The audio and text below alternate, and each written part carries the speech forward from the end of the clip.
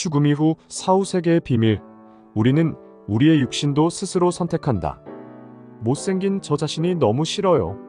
얼굴에 자신이 없어 코로나19가 끝났는데도 마스크를 계속 쓰고 다녀요. 외모 때문에 이성을 대할 때 자신이 없어요. 주변을 보면 의외로 자신의 외모에 불만을 가진 사람들이 많다. 얼굴도 예쁘고 키도 큰 연예인들을 마냥 부러워한다. 그러면서 이번 생은 망했지만 다음 생엔 꼭 연예인 같은 외모로 태어날 것을 염원한다. 내가 이런 이들에게 꼭 해주고 싶은 말은, 이번 생에 자신의 외모에 콤플렉스를 느끼는 사람은 다음 생에도 역시 마음에 들지 않는 외모를 갖고 태어난다는 것이다. 나는 그동안 꾸준히 영성과 사후세계를 공부해왔다. 그리고 보통 사람들은 상상도 할 수 없는 사후세계를 체험한 바 있다. 그 체험을 통해 우리의 현재 외모는 이번 생을 살기 전 영계에서 스스로 선택했다는 깨달음도 얻었다. 지금의 외모가 이번 생을 사는 동안 영혼의 성장과 영적 진보에 도움이 된다고 판단했기 때문이다. 영혼은 육체를 입고 태어나면서 전생의 기억들을 망각한다. 그래서 자신이 원해서 선택한 외모임에도 불만이나 콤플렉스를 갖는 것이다. 대예언가 루스몽 고메리의 책 아무것도 사라지지 않는다에는 이런 내용이 나온다. 놀랍게도 건강하고 정상적인 아이로 태어나기를 원하는 영혼만큼이나 많은 영혼이 불구의 몸으로 태어나기를 바란다. 이곳에서 알게 된 중요한 교훈 중 하나는 이런 것이다. 육체적 장애가 크면 클수록 영혼은 빨리 카르마 빚을 청산하고 더 빨리 영적 성장을 이룰 기회를 많이 잡을 수 있다는 것. 성공적으로 이겨내기만 하면 인생의 장애물들은 오히려 영적 진보의 디딤돌이 된다. 그래서 즐겁게 육체적 장애를 받아들이고 극복하는 영혼은 지구의 기준에서 부족함 없이 살아가는 영혼보다 훨씬 더 빨리 성장하게 된다. 그녀는 그 보상이 물질적 형태로 주어지는 것이 아니라 영적 발전으로 나타난다고 말하며 다음과 같이 설명한다. 육체적 생애 동안 많은 장애를 극복하면 할수록 영혼의 환생 횟수는 줄어들게 된다. 즉, 모난 영적 개성 부분을 연마하기 위해 육체적 삶으로 돌아가야 할 필요가 줄어드는 것이다. 어떤 사람은 태어날 때부터 선천적으로 장애를 갖고 태어난다. 이 역시 그 사람이 영계에 있을 때 여러 영적 마스터들과 함께 전생에 지은 카르마를 고려하며 지금의 신체를 갖기로 선택했기 때문이다. 전생에서 누군가의 신체에 장애를 입혔거나 그에 상응하는 카르마를 지은 사람이 이번 생에서 그 카르마를 소멸시키려고 일부러 장애인으로 태어나는 것이다. 지난 생에 너무나 외로운 삶을 살았던 사람이 이번 생에는 사람들의 관심과 애정을 받고 싶어 장애를 선택하기도 한다. 어떤 사람은 어린 아기 때부터 정신적 질병을 겪기도 한다. 루스 몽고메리는 아무것도 사라지지 않는다에서 이에 대해 이렇게 설명한다. 이런 경우는 생각조차 하기 싫은 불행한 상황이다. 이 영혼들은 그들을 뒤로 잡아끄는 카르마 빚을 청산하기 위해 필사적이다. 그들은 영적 진보를 위해 그러한 고통을 기꺼이 감수하려 든다. 때로 그들은 과거생을 살며 저지른 잘못에 대한 속죄수단으로 그런 병든 몸을 일부러 떠맡기도 한다. 즉, 그들이 과거생의 심각한 죄를 진정 후회할 때 자발적으로 그런 육체를 택하기도 하는 것이다. 그러나 이런 경우의 임무는 대부분 고차원의 힘이 그 영혼에 부여한 것이다. 이 고차원의 힘은 자비로운 마음으로 병든 육체를 지정해주고 그 영혼이 과거의 잘못을 속죄하게 고통과 고난을 겪도록 하는 것이다. 이런 경우에는 그 영혼에게 선택권이 없다. 그동안 우리는 영혼의 성장을 위해 수많은 전생을 살았다. 하지만 현생을 사는 지금 우리에게는 전생에 대한 기억이 전혀 없다. 우리가 영계에서 다음 생을 계획할 때 전생에 지은 카르마 빚을 최대한 빨리 소멸시킬 수 있는 길을 선택했다는 걸 기억하지 못하는 것이다. 사후세계에 있을 때 영혼들은 육체적 장애가 크면 클수록 카르마 빚을 빨리 청산할 수 있다는 걸 잘 안다. 그래서 환생 이후 지상의 삶이 힘들고 고통스러울지라도 카르마를 소멸시키려고 일부러 장애를 안고 태어나는 것이다. 장애를 갖고 살아가는 동안 장애를 입은 그 사람은 신체가 건강한 사람이 쉽게 할 수 있는 일조차 인내를 가지고 해내야 한다. 삶을 사는 동안 수많은 불편함을 감수해야 한다. 영혼이 자신의 부족한 부분을 채우고 모난 부분은 깎아내는 과정을 거치는 것이다. 그럼으로써 영혼은 영적 성장과 진보를 이루어가게 된다. 우리는 아직 미성숙한 영적 존재들이다. 영적 부분만 본다면 완벽하지만 우리 스스로가 완벽하지 않다고 여겨 미성숙할 수밖에 없는 것이다. 그래서 의식을 저차원에서 고차원으로 상승시키고 영적 본성을 자각하려고 반복적으로 지구에 윤회하는 것이다. 지구라는 지상계에서 살아가는 인간의 삶은 너무나 복잡하고 고통스럽기만 하다. 이런 와중에 지구에서의 체험은 영혼들에게 영적으로 성장하는 기회를 제공한다. 우리가 반복해서 윤회하는 이유다. 아직도 많은 사람이 전생과 환생을 부인하고 있다. 죽으면 천국 또는 지옥에 영원토록 존재하게 되므로 전생이 있을 수 없다는 것이다. 하지만 세상에는 전생이 있다고 믿을 수밖에 없는 증거들이 차고 넘친다. 현재 수많은 과학자가 큰 관심을 가지고 전생과 환생을 연구하고 있다. 여러분에게 환생하지 않았으면 도저히 알지 못할 자신의 전생을 세세하게 기억하는 사례들을 몇 가지 들면서 전생 이야기를 해보겠다. 몇 년 전 나는 나의 전생에 대한 꿈을 꾼 적이 있다. 지금도 너무나 생생하게 기억난다.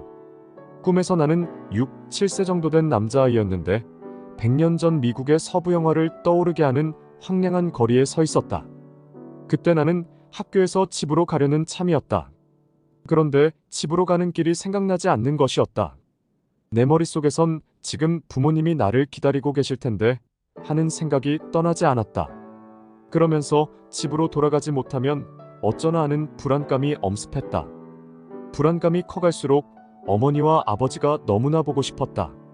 거리에는 마차들과 미국에서 처음 만든 자동차들 몇 대가 지나다니고 있었다. 내가 울먹이며 서 있던 그때 중절모를 쓴 한 중년 남자가 내게 다가왔다. 그는 내게 얘야, 왜 그러고 서 있니? 라고 물었다. 나는 학교에서 집으로 가는 길이 생각나지 않아서요. 부모님이 기다리실 텐데요 라고 떨리는 목소리로 대답했다.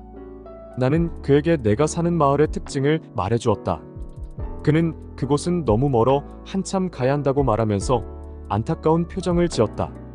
나는 더 불안해졌고 다시는 부모님을 못 만날지 모른다는 두려움에 휩싸였다. 그때였다. 나는 우리 집 거실 벽에 걸려있던 가족 사진을 보게 되었다. 흑인 아버지와 흑인 어머니, 그리고 내가 함께 찍힌 가족 사진이었다. 그 사진에 찍혀있는 꼬불꼬불한 머리카락의 소년을 보며 나는 그가 나임을 한눈에 알아봤다. 부모님이 보고 싶어 사진을 쳐다보던 그 순간 나는 꿈에서 깨어났다. 꿈에서 깨어나 나는 한참을 울었다. 꿈에서 봤던 사진 속 흑인 부모가 내 전생의 부모라는 걸 알았기 때문이다. 그 부모님을 더는 볼 수 없다는 생각에 그리움이 사무쳐왔다. 내 옆에서 곤히 자고 있던 아내가 화들짝 놀라며 깼다. 그때 내가 이렇게 말했다고 한다. 뉴올리언스로 가야 해. 뉴올리언스에 우리 부모님이 계셔. 아내는 내 말에 깜짝 놀랐다고 한다. 그동안 나는 단 한 번도 뉴올리언스라는 단어를 입에 올린 적이 없었기 때문이다. 그러고 보면 나는 그 꿈을 꾸기 전까지 미국의 뉴올리언스라는 지역이 있다는 것조차 알지 못했다. 전생에 대한 꿈을 꾸고 나서야 뉴올리언스라는 단어를 입에 올린 것이다. 내가 100여 년 전 미국의 뉴올리언스에서 흑인 부모님과 살았던 까닭에 내 영혼 속의 그 지역 이름이 각인되었던 게 아닐까? 오래전 영국과 미국에서 기자로 활동한 조 피셔의 저서 환생이란 무엇인가를 읽은 적이 있다. 그는 이 책에서 이렇게 말한다. 환생주의자들은 흔히 이 지구를 훈련소에 비유한다. 우리는 이 훈련소의 생도이며 생과 사를 반복하며 계속 훈련소로 복귀한다. 그리고 우리는 학생용 가방을 메고 다니는데 그 가방 안에는 수많은 전생을 겪으며 축적한 지혜와 경험 그리고 개인적 기질이 담겨 있다. 그것은 영적인 가방이다. 나는 피셔가 표현한 영혼들의 영적 성장을 위한 지구 훈련소라는 말이 너무 마음에 와닿는다. 훈련소에서는 다양한 체험을 통해 배움과 교훈을 얻게 된다. 그래서 우리가 사는 지구에서의 삶이 고달픈 것이다. 많은 배움을 얻으려 시련을 극복하는 과정을 겪어야 하기 때문이다. 피셔는 우리는 환생하기 전 부모와 다양한 경험을 선택해 태어난다고 말한다. 또한 그는 환생이란 수많은 생을 거쳐 영혼이 성장해가는 과정이라고 설명한다. 우리는 육신을 입은 불완전한 존재로 태어나지만 완전함을 향해 나아간다. 그 여정 속에 미래의 씨앗을 뿌리는 환생이란 시간이 주어진다고 한다. 그의 말을 들어보자. 사람은 태어나기 전 이미 자신이 무엇을 선택하고 있는지 안다. 그는 이렇게 말한다. 나는 이 부모, 이 경험을 선택하고 있다. 나는 이 삶 속으로 들어갈 것이다. 나는 절름발이가 될 것이고 하나의 눈만 선택해 외눈박이가 될 것이다. 그리고 베나레스 거리에서 맞아 죽을 것이다. 이것이 바로 내게 필요한 것이다. 좋아, 나는 그곳으로 가겠다. 그러고 나서 그는 세상 속으로 뛰어든다. 이렇게 이 세상을 통과하면서 모든 일을 끝낸 다음 그는 세상에서 벗어난다.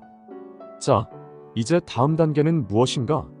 그에게 필요한 건 귀족이 되는 것이다. 그리고 그렇게 되려면 수천 년을 기다려야 한다. 환생이란 무엇인가를 보면 다음과 같은 놀라운 사례가 소개되어 있다. 1971년 8월의 어느 무더운 여름날, 작가인 프랭크 드 펠리타와 그의 아내 도로시는 로스앤젤레스에 있는 20만 달러짜리 집의 수영장 옆에서 편안히 쉬고 있었다. 그런데 갑자기 집안에서 경쾌한 레그타임 피아노 연주 소리가 들렸다. 집 안으로 뛰어들어간 그들은 6살 배기 아들 레이먼드가 능수능란한 솜씨로 피아노 건반을 두드리는 광경을 보게 된다. 그들은 경악을 금치 못한다. 레이먼드는 이전에 한 번도 피아노를 쳐본 적이 없었기 때문이다.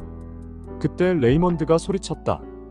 아빠, 내 손가락이 저절로 움직이고 있어요. 정말 신기하지 않아요? 처음에 그들은 자신의 눈을 의심했다. 도로시는 어떻게 레이먼드가 저럴 수 있지? 라고 놀라면서 아들의 곁으로 다가가려고도 하지 않았다. 프랭크는 그때의 놀라움을 이렇게 회상한다. 차라리 그 애가 방 안을 등등 떠다니고 있었다면 그처럼 놀라지는 않았을 겁니다. 레이먼드는 패치 월러의 스트라이턴트 스타일의 재즈를 완벽하게 연주해냄으로써 미전역의 인정을 받았다. 그런데 패치 월러는 이미 1945년에 고인이 된 음악가였다. 그래서 레이먼드의 아버지인 프랭크는 반신반의하면서도 환생을 믿게 되었다. 그가 보고 들은 바를 설명할 수 있는 유일한 열쇠는 환생밖에 없었기 때문이다. 그는 아들의 행동에 대해 이렇게 말했다. 우리의 상식으로는 아들의 행동을 도무지 이해할 수 없었습니다. 그건 내 이해의 한계를 넘어선 것이었으니까요. 보통 아이들처럼 장난삼아 몇 번 피아노를 쳐본 것이 아니었어요. 그는 하루에 5시간 이상 연습한 전문가처럼 능숙하게 연주하고 있었습니다. 그는 이 경험을 토대로 오드리 로즈라는 소설을 썼다. 소설은 나중에 영화화되어 인기를 얻기도 했다. 이와 유사한 사례는 너무나 많다. 사례에 나오는 대로 피아노를 한 번도 배워본 적 없는 6살짜리 아들이 어느 날 능수능란하게 피아노를 연주하는 일은 있을 수 없다.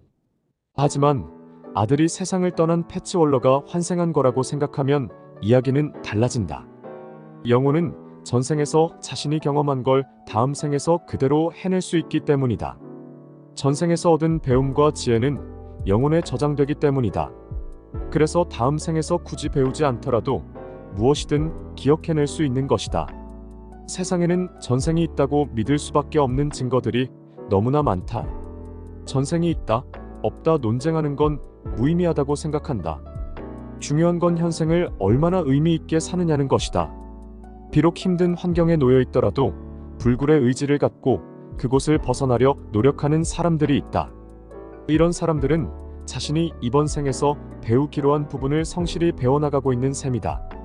반면 자신이 놓여있는 환경을 불평만 하는 사람들은 이번 생에서 전생을 사는 사람들이라고 보면 된다.